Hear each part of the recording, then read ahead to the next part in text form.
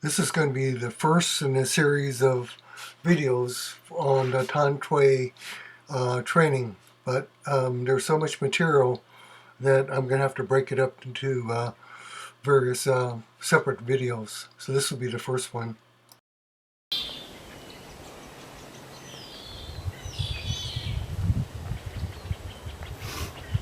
Always do your stretches before you do your workout, especially the falling stance, because it's hard on your hip flexors and your hip joint. So you want to make sure that you're loose for that. Try to keep your hips inside of the stance, so you're not like over like this. Try to keep your back straight as possible. You can bend forward a little bit, but try not to go like this. If there's a choice between whether to go down deep and bend over, or halfway and stay straight, halfway and staying straight, you get better posture and you get better root. You're trying to go too deep.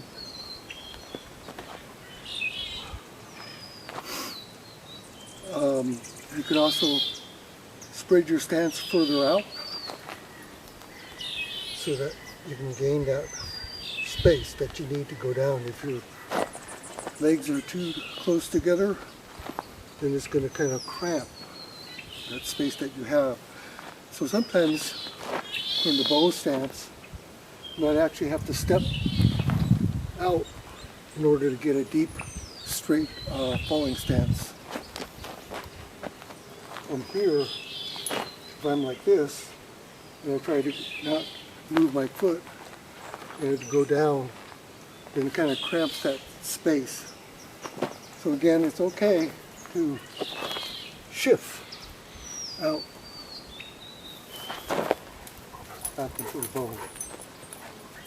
So today is going to be a training video, and we're going to review some of the stances that we went through in an earlier video real fast.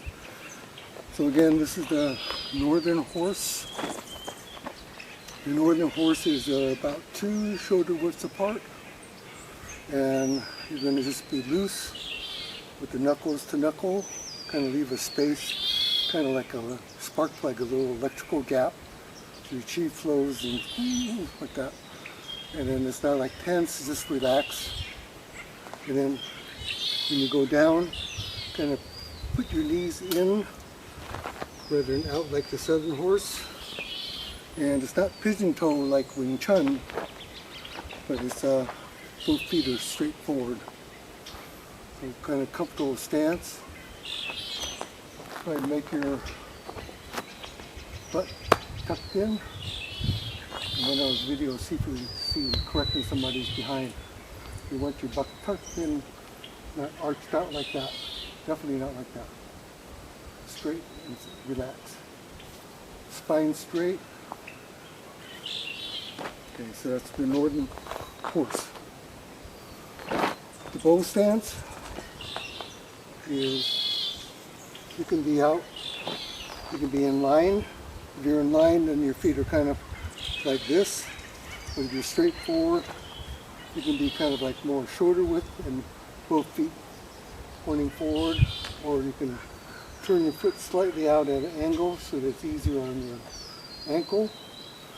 You want this leg straight, but not like super stiff.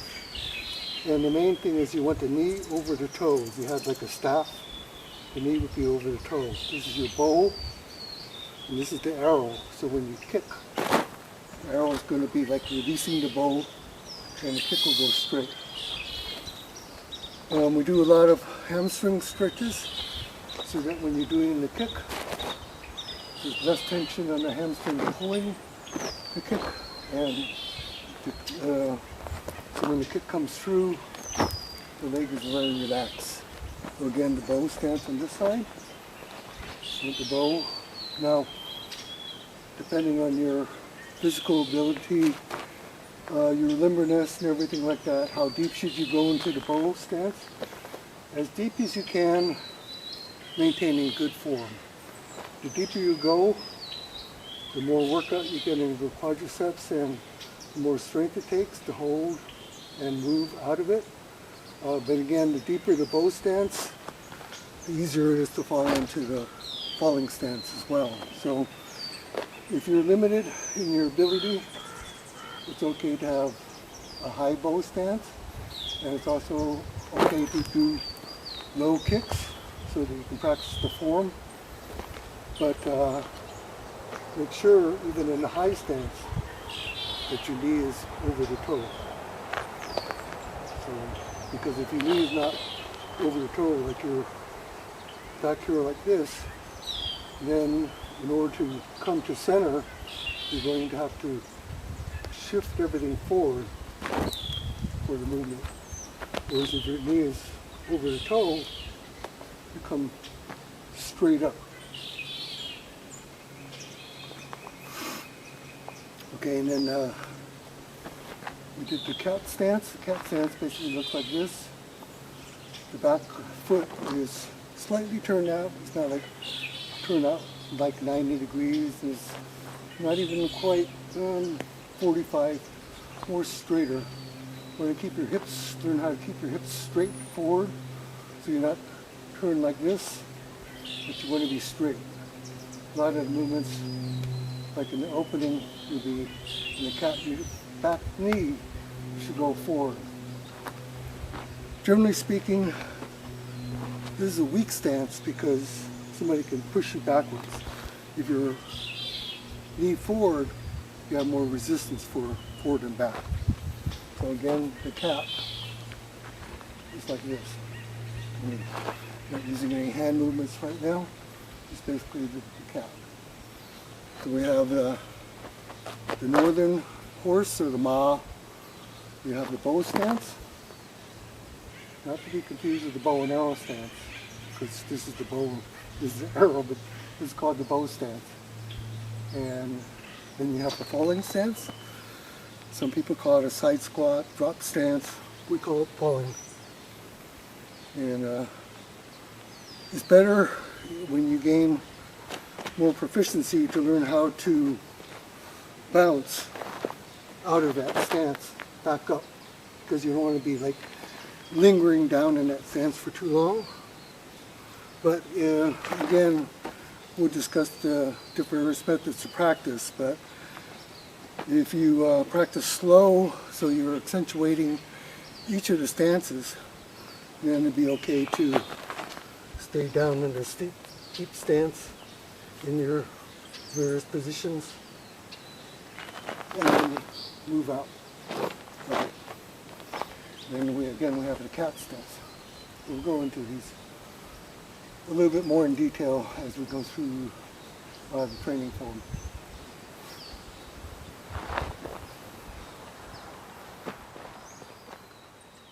Okay, we're back again. I'm going to have another training video where we'll be doing the stances and transitions out, kicks and punches and stuff like that. I use that as a supplement to the actual Tan Tui training. But in this video, just to conserve time, we're going to start off with the opening and the first line. And again, by just doing the opening and the first line, you're going to get practice in the transitions of the stances anyway. So we need to talk about hand positions. In hand position, like in salutation, the hand will come up. Hands are flat, elbows back straight. I had a student, he'd like to call it the panda position, kind of like Kung Fu Panda, like that. But the hands will come straight. In the blade hand, the hand looks like this from the side, and this from the front. And it's very similar to the Wing Chun, vertical palm strike. Your arm is straight. Sometimes people will have to be, because of flexibility, will have to kind of bend their hand a little bit. If there's going to be a choice between straight out and not perfectly turned 90 degrees, it's better to have straight arm like this than like this, because it's not like when you turn pucks out. It's like kind of a palm, edge palm strike. So, and in Shaolin, a lot of times they'll be crossed over. And so when they're crossed over, the better form is to have both hands in line rather than one hand over higher than the other. It's kind of looks not as good as like this. Okay. A lot of times in developing the form, you have to kind of think about what it looks like and what the viewer is going to see, and then, you know, kind of aesthetic choice really, because the practical application will be about the same. Okay. In the fists, make sure that in the fists everything is in line, so you don't want it like this. A lot of times when you see people doing this, it's because they're pushing out from the arm, and they're kind of like, the energy kind of ends up here, and so they're not, when you're punching with the long fist, imagine that there's like strings coming out of your knuckles, and when you snap a chalk line, everything goes straight, and so everything is relaxed. It's kind of like ball and chain, kind of like Bruce Lee's analogy to good kung fu. The chain being your arm and the center, and the ball is the weight out here, so it's more loose and relaxed, and as you snap the line or the ball gets out to the end of the chain, it's like boom, power, and everything is kind of pulled into line rather than being pushed out. So when you see this, it means that you're pushing it out rather than snap. Okay, so I try to keep everything fairly relaxed in this portion of your body. Power should come from the sinking, turning of the waist, and the relaxedness of the power circuit. So that's the fist in the vertical palm. Okay, what else? Oh, yeah, right in the opening you'll see basically the beak hand, and then we have like the eagle. These are like palms are like up, like this. Okay, and you have these. It's kind of like a trapping and uppercut. That's what I think of it. In the beak hand, a lot of times there's a grab. It's kind of like grabbing somebody, and then, you know, the kick. Again, the kicks are all straight leg kicks. So there's no snap like in a lot of styles, tempo, a lot of karate, a lot of styles you do snap from the knee and snap out. In the northern style, goes northern style, the kick is definitely hinged from the hip and straight, like kicking groin. The sole kick is kicking underneath the chin. So on the pointed toe kick, it's like this, and the sole kick will be like that. Again, if you watch my body, I'm not shifting forward and back, I'm going straight up, and then the kick happens. So the initial power of the kick should come through this part, and then from this part on, it's going to be relaxed. So again, coming up like this, when you kind of pull the hinge, two hinge boards, they come to center. So when you come up, this is already going to draw that leg in. So the power comes from coming out of the bow stance, up, and then relax, kick through. So again, from here, see, I didn't move forward and back very much at all. Up, and then drop back, straight down. When you see people trying to put force in at the end, it looks more like this. They kind of like come in through slow, and then they go like that. You see the body will naturally drop because it's trying to pull that leg up. So try to avoid that and have, so see how relaxed I am in the upper body as the kick is fulfilling its final track.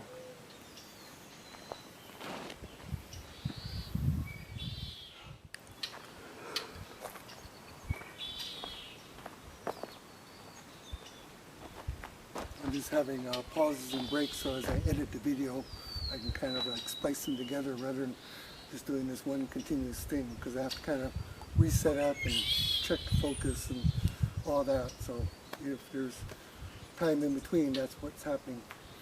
So we're going to start off on the opening sequence to kind of call it opening salutation. Every form has an opening salutation or opening form, and then the form begins.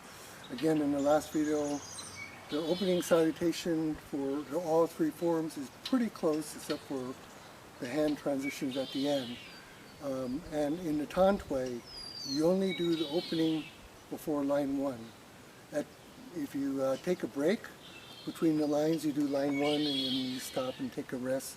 You know, again, we'll discuss that in various ways to train. What you're going to do is you'll go from the end, and you kind of make the turn, and you're going to start from here, and then come up to the starting position, and then do the line that you're going to do. So you won't do the opening salutation for each of the lines. But if you're going to practice line 1, road 1 over and over and over, then you would could practice the opening salutation along with line 1, so you get the first two sequences, opening and line 1, as a practice over and over and over. When Guo would teach, and lots of his top students and that were given permission to teach, the progress would be, of course, dependent upon the ability of the student, because a lot of times you'd have an advanced student come in and you will want to have to hold them back for what is considered like the normal progression for, say, somebody that's totally beginning. But the normal progression would be basically one line a month, so maybe 10 months to learn the 10 lines, because the more you practice those lines, the more it becomes embedded and rooted into your nature. If you learn things too fast, which very advanced people can learn a set in like almost a day or two, but it doesn't get embedded into your nature, and it's easy to forget that as well. In practice, when you're, say, have to learn the 10 lines, you're going to do the first line over and over and over for, like, say, a month. Then you do line 2, and when you do line 2, you don't drop line 1, you learn line 2 and 1. And then by the time you get to 5, you're repeating 1, 2, 3, 4, 5. So you can see that line 1 would have gotten embedded for 5 months into a repetition that is way more than at the end, line 5.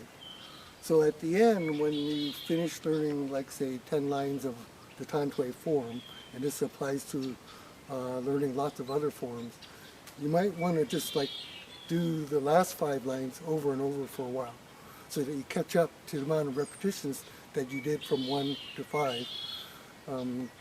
Because when I have old students coming back, they remember lines 1 to 5 and 6, but 6, 7, 8, 9, 10 kind of get foggy because maybe they practiced it and then they left and then they forgot about it and they didn't practice quite as much and it wasn't rooted in.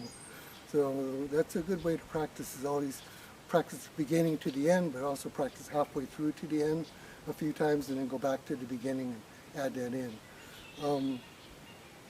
Kung Fu is not just about knowing how to fight. It's not just learning the forms, but it's also understanding how to practice. And when I teach, that's the thing that I try to work with on a secondary level with students, is trying to teach them how to learn is more valuable than the actual thing that they're learning. And that's something to remember. It's like learning how to learn. You can learn anything you want. It doesn't have to be limited to Kung Fu, but again, Kung Fu literally means time dedicated to a practice. So therefore, knowing how to put your time to good use so it's the most efficient is always the best way to do it. And as we go along in the training films, I'll basically give you hints on what I think and how I do it. And you know, part of my YouTube channel is just for you to be able to see my progression when I studied, you know, back in 1967 to now in 2022 when I'm 75 years old. I can't remember the date. But things that you learn along the way, how to be more efficient in your practice. Yeah, in the beginning you want to practice every day, but you know, as you get more and more stuff to learn, can you practice every day? Can you practice 20,000 things every day? Well, you could if you didn't have to work around the ranch or anything, but we'll get more into that. So let's take a break and then we'll get right into the opening sequence.